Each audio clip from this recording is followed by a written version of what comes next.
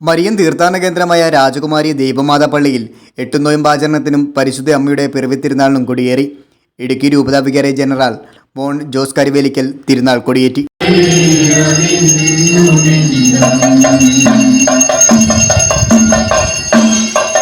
തുടർന്ന് തിരുസ്വരൂപ പ്രതിഷ്ഠയും ആഘോഷമായ വിശുദ്ധ കുർബാനയും നടന്നു. നാളെ രാവിലെ 6-ന് വിശുദ്ധ കുർബാനയും 7:15-ന് നൊവേനയും 7:30-ന് ഇടുക്കി രൂപതാ വികാരി ജനറൽ മോൺ ജോസ് പ്ലാച്ചിക്കൽ ആഘോഷമായ വിശുദ്ധ കുർബാനയും സന്ദേശവും നൽകും. തുടർന്ന് 8:45-ന് ടൗൺ കപ്പേളയിലേക്ക് പ്രദക്ഷിണവും നടക്കും. 11-ന് നൊവേനയും റവൻ ഫാദർ സാന്റോ മണ്ണത്താനിക്കൽ ആഘോഷമായ വിശുദ്ധ കുർബാനയും സന്ദേശവും നൽകും.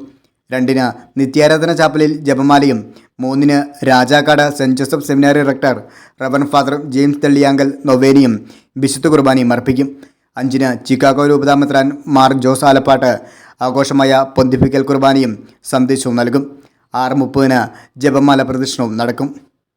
News desk top media, Rajakkad.